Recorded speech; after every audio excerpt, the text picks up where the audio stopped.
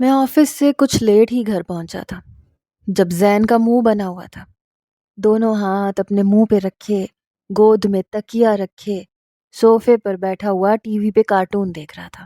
میں جانتا تھا کہ مجھ سے ناراض ہے۔ میں اس کے پاس آ کے بیٹھ گیا۔ میں نے کہا، بابا کی جان، کیوں ناراض لگ رہے ہو؟ کہنے لگا، بات مت کریں مجھ سے اور فاصلہ رکھ کے بات کیا کریں۔ کہنے کو وہ میرا بیٹا تھا، لیکن نین، نقش، رنگ، روپ سب ماں کا چرایا ہوا تھا۔ بالکل مرہا کی کاپی تھا۔ اس کے سر کے بال بکھرے ہوئے تھے جو کہ بہت سلکی تھے اور براؤن کلر کے تھے۔ کہنے لگا، ڈیڈ ڈونٹ ٹچ می۔ میں نے کہا، بیٹا آج میٹنگ تھی، لیٹ ہو گیا۔ کہنے لگا، روز کا یہی بہانہ ہے۔ میں نے کہا، اچھا یہ بتاؤ کھانا کھایا؟ کہنے لگا، نہیں کھایا، مجھے نہیں اچھا لگتا آیا کے ہاتھ کا کھانا، اسے نکالیں اس گھر سے باہر، مجھے وہ اچھی نہیں لگتی۔ میں نے کہا، بری بات، وہ پورا دن گھر کے کام کرتی ہے، تمہارے لیے مزے کے کھانے بناتی ہے۔ اس نے کہا، ذرا بھی مزے کے نہیں بناتی، بہت برے بناتی ہے، مجھے وہ اچھی نہیں لگتی، عجیب کالی سی ہے۔ میں نے کہا، اب میں ملازمہ بھی تمہاری پسند کی لے کر آؤں جو تمہیں اچھی لگے۔ کہنے لگا، آپ شادی کیوں نہیں کر لیتے؟ مجھے ممی چاہیے۔ میرے سب فرینڈز کی ممی ہے جو ان کو مزے مزے کے کھانے بنا کر دیتی ہیں، ان کو لنچ باکس بھی دے کر بھیجتی ہیں، ان سے پیار بھی کرتی ہیں۔ میں نے کہا، کیا میں تم سے پیار نہیں کرتا؟ کہنے لگا، آپ ممی نہیں ہو، مجھے ممی چاہیے۔ میں نے کہا، تمہیں ممی کہاں سے لا کے دوں یار؟ نہیں ہے تو کیا کروں؟ بہت سے بچے ایسے ہوتے ہیں جن کی ممی نہیں ہوتی، تو وہ بھی تو رہتے ہیں۔ کہنے لگا، نہیں رہتے، ان کے ڈیڈ دوسری شادی کر لیتے ہیں، ان کو نئی ممی لا کے دیتے ہیں، مجھے بھی لا کے دو نئی ممی۔ میں نے کہا، ہاں بازار سے ملتی ہے نا جو لا کے تمہاری پسند سے تمہیں نئی ممی لا دوں۔ کہنے لگا، اگر آپ کو نہیں ڈھونڈنا تو میں ڈھونڈ لیتا ہوں۔ میں نے کہا، ٹھیک ہے، ڈن، تو پھر تم اپنی نئی ممی ڈھونڈ لو، میں اس سے شادی کر لوں گا۔ کہنے لگا، ٹھیک ہے، پرومس؟ میں نے کہا، پکا والا پرومس۔ کہنے لگا کہ میں نے آپ کے ہاتھ کی اسپیگٹی کھانی ہے، مجھے اس آیا کے ہاتھ کی اسپیگٹی بالکل پسند نہیں ہے۔ وہ ایک کرسچن عورت تھی، لیکن تھی سانولی رنگت کی اور برخوردار کو ناپسند تھی۔ میں نے آج تک زین کو مرہا کی کوئی بھی تصویر نہیں دکھائی تھی۔ کئی بار وہ مجھ سے فرمائش بھی کر چکا تھا کہ اسے اپنی ماں کو دیکھنا ہے، اور میں یہی کہتا تھا کہ میرے پاس اس کی کوئی تصویر ہے ہی نہیں، حالانکہ اس کی تصویر میرے لیپ ٹاپ میں سیو تھی۔ جب دل بہت بے قرار ہوتا تھا تو زین کے سونے کے بعد لیپ ٹاپ پر اس کی تصویر دیکھتا رہتا تھا، وہی جو کبھی ہم نے یونیورسٹی میں ایک ساتھ کھنچوائی تھی، جن میں وہ میرے ساتھ بہت خوش تھی، آنکھوں میں میری محبت کی چمک تھی۔ مجھے وہ دن یاد آنے لگا جب میں نے اسے طلاق دی تھی۔ بری طرح سے میرے ہاتھ کانپ رہے تھے، لیکن یہ اس کی خواہش تھی، کیونکہ وہ میرے ساتھ رہنا نہیں چاہتی تھی۔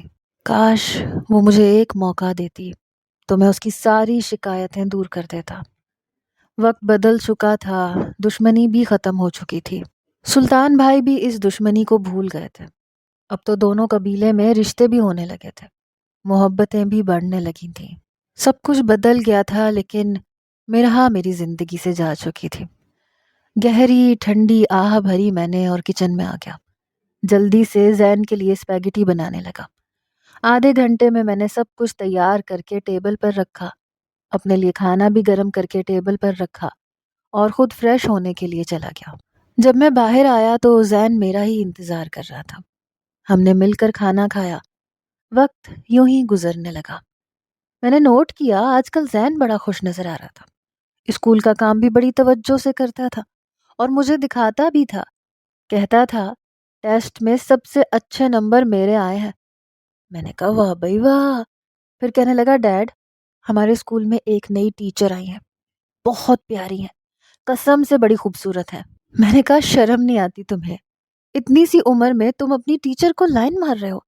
میں نے اس کے سر پہ ایک تھپکی لگائی تھی۔ ہنسنے لگا، کہنے لگا، وہ چیز ہی ایسی ہے، جو انہیں دیکھے بس ان پر فدا ہو جاتا ہے۔ آپ کو پتا ہے وہ پڑھاتی بھی بہت اچھے سے ہیں، بڑے پیار سے بات کرتی ہیں، اتنا میٹھا میٹھا بولتی ہیں۔ آپ کو پتہ ہے ڈیڈ، میں ان کا ہوم ورک سب سے پہلے کرتا ہوں اور سب سے پہلے انہیں چیک کرواتا ہوں، اور وہ مجھے اسٹار دیتی ہیں اور میرے ہاتھ پہ بھی اسٹار بناتی ہیں۔ بہت پیاری ہیں۔ کہنے لگا کسی دن آپ آئیے نا مجھے اسکول میں لینے کے لیے، میں آپ کو اپنی ٹیچر سے ملواؤں گا۔ میں نے کہا میں کیوں ملنے لگا اس سے؟ کہنے لگا سمجھا کریں مائی ڈیڈ۔ اس نے اپنی آنکھ مار کے مجھ سے کہا۔ میں نے کہا کیا سمجھا کروں؟ مسکراتے ہوئے کہنے لگا میں چاہتا ہوں آپ کی اپنی مس سے سیٹنگ کروا دوں۔ یہ سن کر میں نے اسے گھور کر دیکھا تھا۔ کہنے لگا پھر آپ ان سے شادی کر لینا اور وہ مس میری ممی بن جائیں گی۔ زید کی پوری بات سن کے میں ہنسنے لگا۔ میں نے کہا ہاں تمہاری مس میری شکل دیکھتے ہی مجھ سے جیسے شادی کے لیے رضامند ہو جائے گی۔ میری بات سن کے کہنے لگا کیوں؟ آپ کو کیا ہوا ہے؟ اچھے خاصے حسین تو ہیں۔ میں نے کہا اتنا بھی ہینڈسم نہیں ہوں۔ میں نے خود پر توجہ دینی کب سے چھوڑ دی تھی۔ شیو ہر وقت بڑی رہتی تھی، بال اسٹائلش نہیں بنواتا تھا، اپنے آپ کو بہت سمپل کر لیا تھا۔ جب دل میں کوئی امید اور خواہشات ہی نہ ہو تو پھر انسان خود پر توجہ دینا بھی چھوڑ دیتا ہے۔ اگر میری زندگی میں کوئی توجہ تھی تو وہ میرا بیٹا زین تھا۔ اب اگر میں خود کو سنبھالے ہوئے تھا تو صرف زین کی وجہ سے۔ میں نے کہا میں تمہارا باپ ہوں اس لیے تمہیں اچھا لگتا ہوں۔ میں نے اس کے بال بکھیرتے ہوئے کہا میں چاہتا ہی نہیں تھا کہ میری زندگی میں کوئی دوسری لڑکی آئے، نہ کبھی سوچا تھا۔ ایک لڑکی جس کے ساتھ میں نے صرف ایک ڈرامہ رچایا تھا وہ میرے لیے اتنی اہم ہو جائے گی کہ میں اس کے علاوہ کسی اور لڑکی کا ہو ہی نہیں پاؤں گا۔ کبھی کبھی جب مجھے مرہا کی بڑی یاد ستاتی تو میں زین کو بڑے غور سے دیکھتا رہتا، پھر ایسے لگتا زین نہیں مرہا بیٹھی ہے۔ تب میں اس کا ہاتھ چومنے لگتا، کبھی اسے کہتا کہ مجھے معاف کر دو۔ وہ حیرت سے مجھے دیکھتا، کہتا کیوں معافی مانگ رہے ہیں مجھ سے؟ قصوروار تو شاید اس کا بھی تھا، اس سے اس کی ماں کو چھین چکا تھا۔ چاہتا تو میں زین کو مرہا کو دے دیتا، کم از کم وہ اپنی ماں کی محبت کے لیے یوں نہ ترستا رہتا۔ میں آدھے سے زیادہ دن آفس میں رہتا تھا، وہ بیچارہ اکیلا گھر میں میرا انتظار کرتا رہتا تھا۔ جب میں آتا تو تھکا ہوا ہوتا تھا، اسے بس 2-3 گھنٹے ہی دے سکتا تھا، جس سے اس کی تسلی نہیں ہوتی تھی۔ بار بار کہتا تھا ڈیڈ دوسری شادی کر لے، اور میں جانتا تھا کہ دوسری عورت کبھی بھی سوتیلے بیٹے کو سگی ماں کی طرح نہیں پالے گی، ہمیشہ اسے سوتیلا ہی سمجھے گی۔ کل کو جب اس کی اپنی سگی اولاد ہوگی تو وہ زین کو بالکل فراموش کر دے گی۔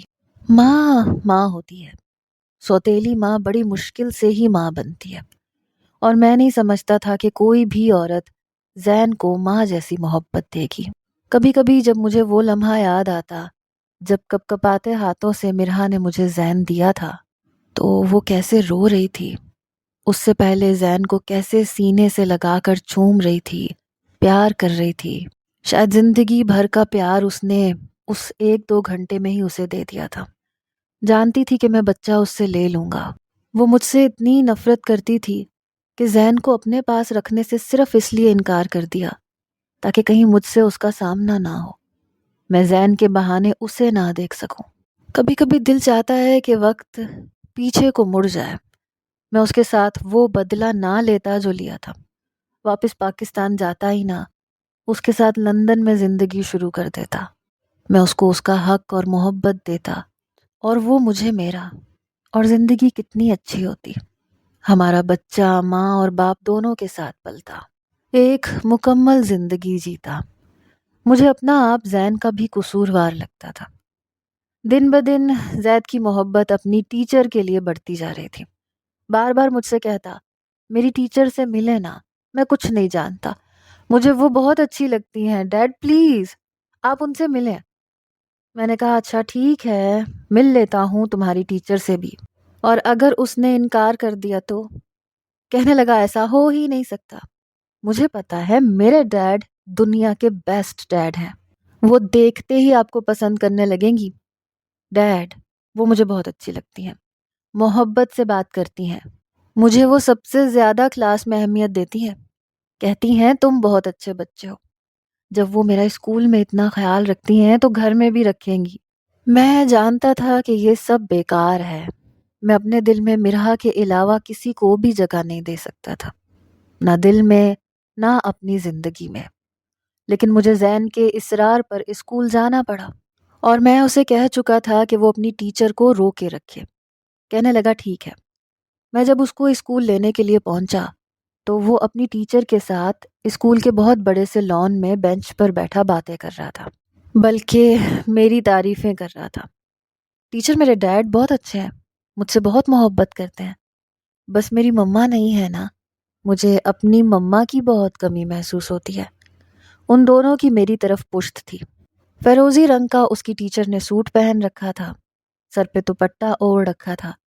کہہ رہی تھی تمہیں پتہ ہے میری بھی مما بچپن میں ہی فوت ہو گئی تھی اور میرے بھی ڈیڈ مجھ سے بہت محبت کرتے تھے۔ میں نے بھی اپنی ساری زندگی اپنے ڈیڈ کے ساتھ گزاری ہے، اپنی مما کے بغیر۔ زین کہنے لگا لیکن میں تو چاہتا ہوں میرے ڈیڈ میرے لیے نئی مما لائیں جو مجھے بہت پیار کرے، بالکل ایسے جیسے آپ مجھ سے پیار کرتی ہیں۔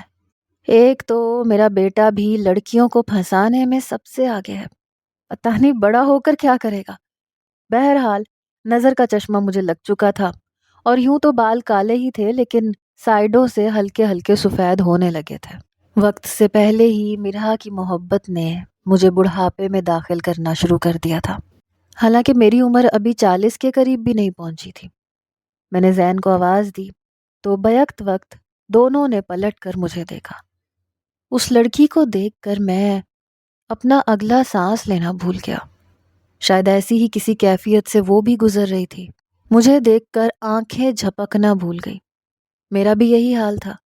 پورے 11 سال بعد میں اسے دیکھ رہا تھا۔ وہ دونوں اٹھ کر کھڑے ہوئے، زین اس کا ہاتھ پکڑ کر میرے پاس لے آیا۔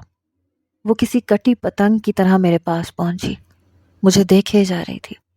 شاید ہم دونوں کو یقین نہیں آ رہا تھا کہ ہمارا یوں بھی سامنا ہو سکتا ہے۔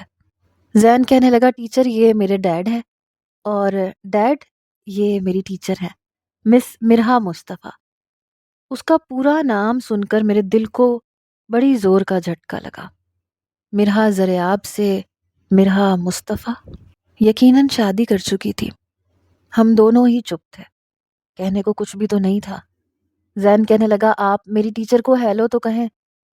میں بالکل چپ تھا، ایسے لگ رہا تھا جیسے کوئی آنسوؤں کا گولا ہے جو میرے حلق میں آ کے اٹکا ہوا ہے۔ میں اپنے آنسوؤں کو چھپا نہیں پا رہا تھا، اس لیے نظر کا چشمہ اتار کر میں نے کالا چشمہ اپنی آنکھوں پہ لگا لیا۔ میں نے کہا ہیلو، اس نے بھی بہت مشکل سے ہیلو بولا، پھر کہنے لگی اوکے زین میں اب چلتی ہوں، میں لیٹ ہو رہی ہوں۔ وہ کہنے لگا آپ نے تو کہا تھا آپ میرے ڈیڈ سے بات کریں گی، آپ انہیں یہ کہیں کہ وہ مجھے نئی ممی لا کر دیں، اور آپ تو کوئی بات ہی نہیں کر رہی۔ مرحا کہنے لگی میرے سر میں بہت درد ہے، میں پھر کبھی بات کروں گی، مجھے گھر جانا ہے۔ یہ کہہ کر وہ وہاں سے چلی گئی۔ نظر کا چشمہ تو اسے بھی لگ چکا تھا، لیکن تھی ویسے کی ویسی، دبلی پتلی نازک سی، خوبصورت۔ 10 سال گزرنے کے بعد عمر کے جو کچھ اثرات چہرے پر ظاہر ہوئے تھے، چہرے پر بہت سنجیدگی تھی۔ تیز قدم اٹھاتی وہ اسکول کا مین دروازہ عبور کر چکی تھی۔ میں اسے ہی دیکھ رہا تھا۔ زین نے چٹکی بجائی، کہنے لگا کیوں ڈیڈ، ہو گئی نا سٹی گم؟ میں نے تو پہلے ہی کہا تھا میری ٹیچر کو دیکھ کر آپ اپنے ہوش کھو بیٹھیں گے، وہ اتنی پیاری ہیں۔ ہوش تو میں واقعی کھو بیٹھا تھا۔ میں زین کو لے کر گاڑی میں بیٹھ گیا، پورے راستے اپنی آنکھوں سے بار بار آنسو صاف کرتا رہا۔ اپنے کیے پر اس قدر شرمندہ تھا کہ بتا نہیں سکتا۔ بیچ کے سال غائب ہو گئے اور آج میں نے اسے طلاق دی ہے۔ 3 لفظوں نے اسے مجھ سے بہت دور کر دیا تھا، میرے لیے بالکل غیر ہو چکی تھی۔ خدا کے جائز کاموں میں اللہ کو سب سے ناپسندیدہ کام طلاق ہے، جو بحالت مجبوری جائز کیا گیا ہے، ورنہ آخری حد تک رشتہ نبھانے کی تلقین کی گئی ہے۔ اور آج مجھے لگ رہا تھا کہ میں نے اسے طلاق دے کے سب سے بڑی غلطی کی تھی۔ میں روپوش ہو جاتا، اسے اپنے نام پہ بیٹھا رہنے دیتا، طلاق نہ دیتا، شاید مان جاتی، اس کی منت سماجت کرتا، اس کے ساتھ ظلم بھی تو کیا تھا، اس کے پیروں میں پڑ کے معافی مانگ لیتا، اپنی محبت کی بھیک مانگ لیتا، کچھ بھی کرتا، اسے منا لیتا، اسے طلاق نہ دیتا، ایک بار کوشش تو کرتا اسے منانے کی، لیکن میں نے ایک بار بھی کوشش نہیں کی تھی۔ ان 10 سالوں میں اسے بھول نہیں پایا تھا، 10 سالوں میں نے اسے ٹوٹ کر چاہا تھا۔ آج اسے دیکھ کر اس کے نام کے ساتھ کسی اور کا نام سن کر میرے تن بدن میں آگ سی لگ گئی تھی۔ جب میں گھر آیا تو کھانا بھی ٹھیک سے نہیں کھایا۔ ایک عجیب سی دل میں جلن کا احساس تھا۔ پتہ نہیں کس سے شادی کی تھی اس نے۔ پھر خود کو بہلانے لگا کہ میں نے کون سا اس کے ساتھ اچھا کیا تھا، کون سے اچھے لمحات گزارے تھے میں نے، صرف اس سے بدلہ لیا تھا نا۔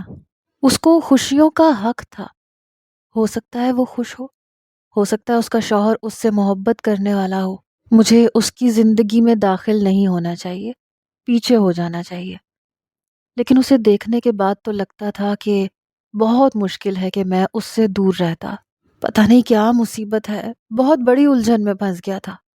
اگلے روز میں پھر زین کو لینے پہنچ گیا۔ ہاں، زین بہت اداس تھا۔ میں نے کہا تمہیں کیا ہوا؟ کہنے لگا آج مس نہیں آئی، پتہ نہیں کیوں نہیں آئی، آج میرا اسکول میں بالکل بھی دل نہیں لگا۔ میں نے کہا ہو سکتا ہے تمہاری ٹیچر کی طبیعت ٹھیک نہ ہو، کل بھی سر میں درد تھا اس لیے نہیں آئی ہوں گی۔ کہنے لگا ڈیڈ مجھے ان کے گھر کا پتہ ہے، اسکول کے بہت قریب رہتی ہیں، ایک بار انہوں نے مجھے بتایا تھا کہ ان کا گھر کہاں ہے، ان کے گھر چلتے ہیں ان کی خیریت پوچھنے کے لیے۔ میں نے کہا نہیں، اس طرح مناسب نہیں لگتا۔ کہنے لگا کیوں مناسب نہیں لگتا؟ ڈیڈ چلے نا، مجھے مس کی خیریت پوچھنی ہے۔ میں نے کہا ٹھیک ہے، میں گاڑی میں ہی بیٹھا رہوں گا، تم خیریت پوچھ کے آ جانا۔ وہ مجھے ایڈریس بتانے لگا۔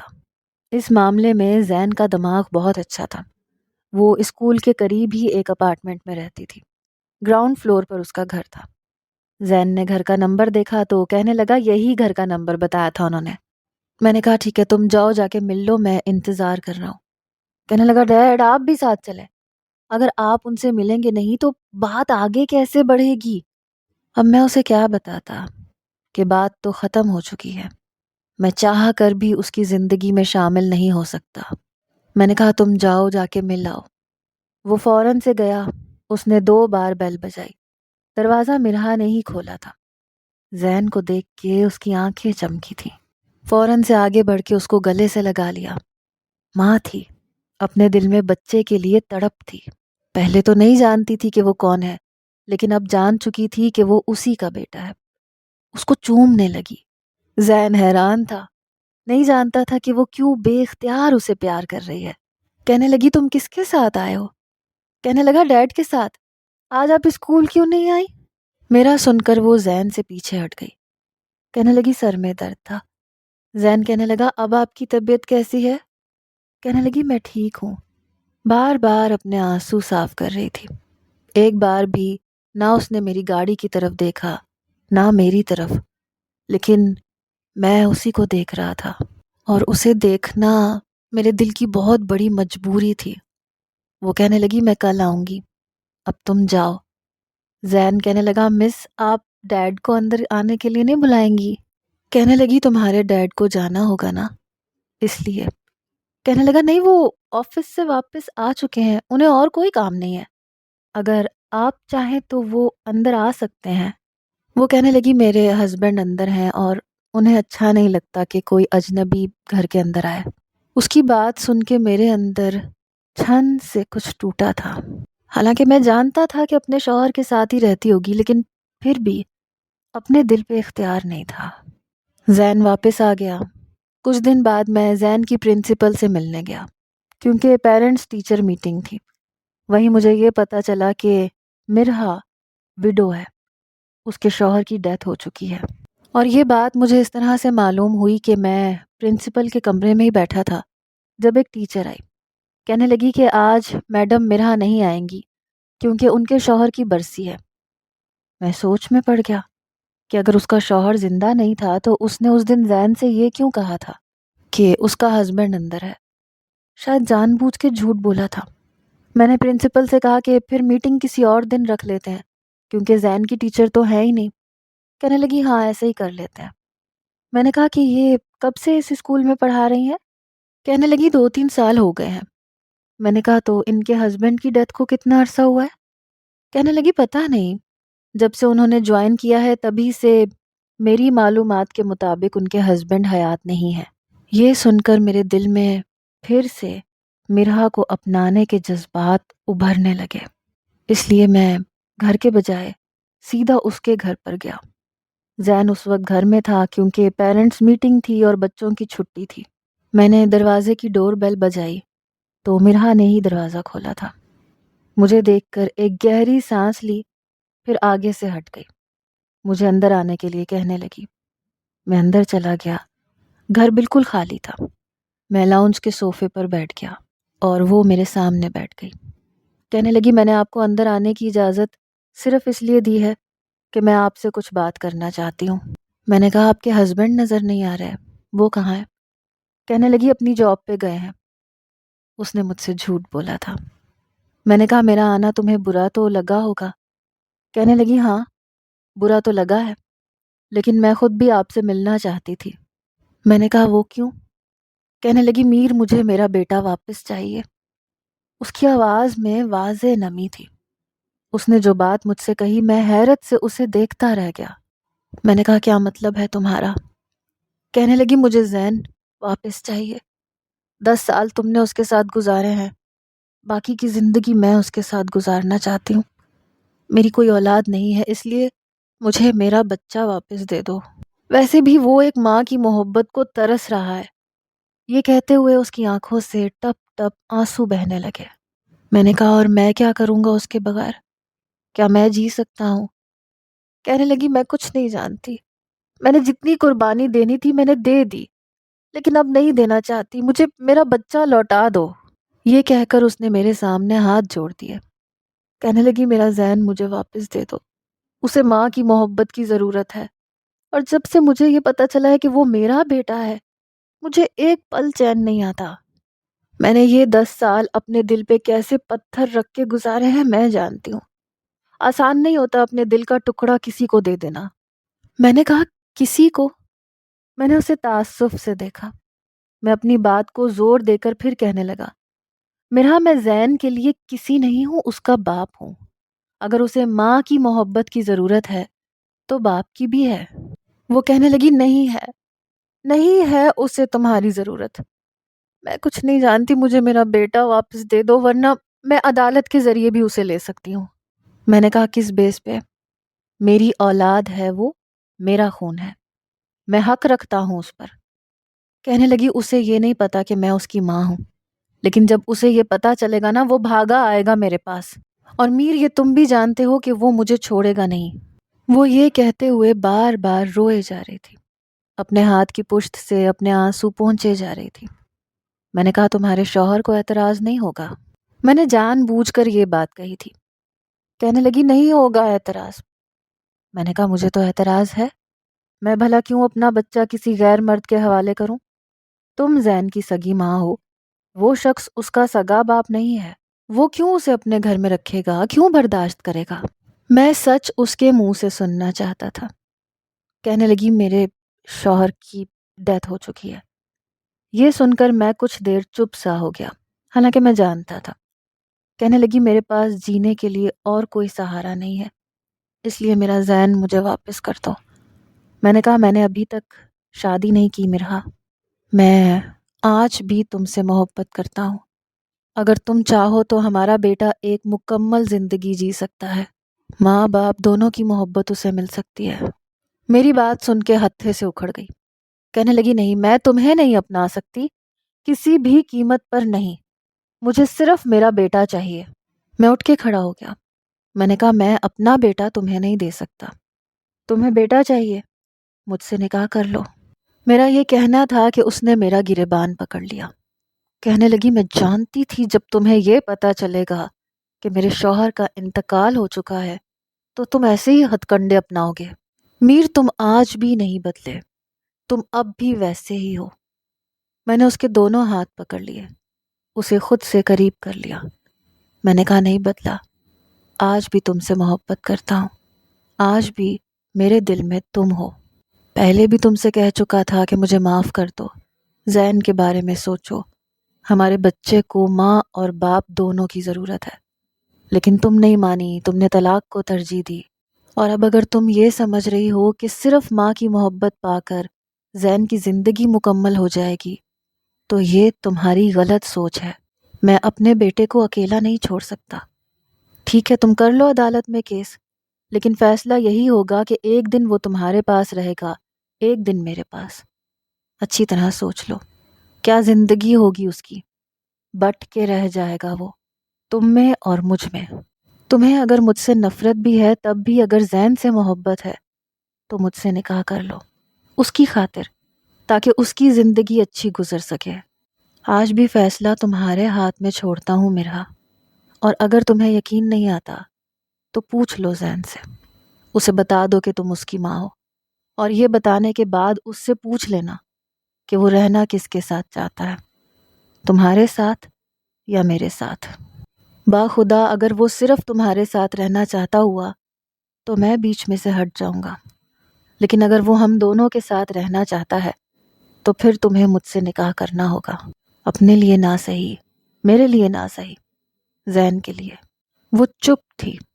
میں نے اس کے دونوں ہاتھ چھوڑ دیے اور وہاں سے باہر نکل آیا۔ فیصلہ آج بھی میں اس کے حق میں چھوڑ کر آیا تھا۔ میں جانتا تھا کہ زین سچ جاننے کے بعد کبھی بھی مجھے نہیں چھوڑ سکتا۔ جتنی محبت وہ مجھ سے کرتا تھا اتنی ہی محبت مرہا سے بھی کرتا تھا۔ ہم دونوں میں سے کسی ایک کو چن نہیں سکتا تھا۔ ہاں، وقتی طور پر وہ مرہا سے بہت زیادہ اٹیچ ہو جاتا تھا، لیکن چند دن بعد وہ میرا نام ضرور لیتا۔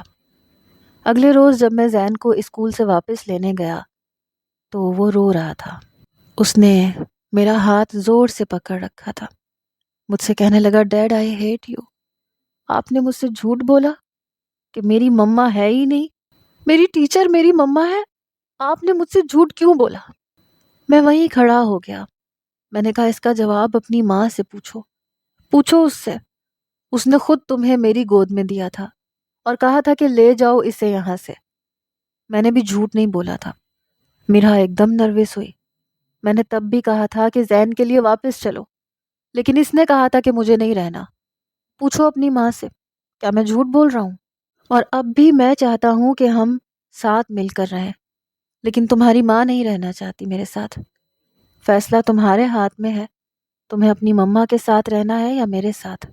وہ کبھی مجھے دیکھ رہا تھا، کبھی مرہا کو، پھر کہنے لگا، مجھے مما اور ڈیڈ دونوں چاہیے۔ میں نہیں جانتا آپ لوگ کیوں لڑتے ہو اور کیوں مجھے چھوڑا اور کیوں ایک دوسرے سے الگ ہوئے، لیکن مجھے کمپلیٹ لائف چاہیے جس میں مما بھی ہوتی ہے اور ڈیڈ بھی ہوتا ہے، ورنہ ایسا کریں آپ دونوں مجھے چھوڑ کے کسی یتیم خانے میں ڈال دیں۔ میں آپ لوگوں کی لڑائی میں بٹ کے نہیں رہ سکتا۔ آخر کار مرہا کو میرے حق میں فیصلہ کرنا پڑا۔ وہ نکاح کے لیے تیار ہو گئی تھی، لیکن ناراض تھی۔ میں جانتا تھا، لیکن یہ بھی جانتا تھا کہ میں اپنی محبت سے اسے جیتنے کی کوشش کروں گا۔ آپ کو کیا لگتا ہے؟ کیا میں دوبارہ مرہا کے دل میں اپنی جگہ بنا سکتا ہوں؟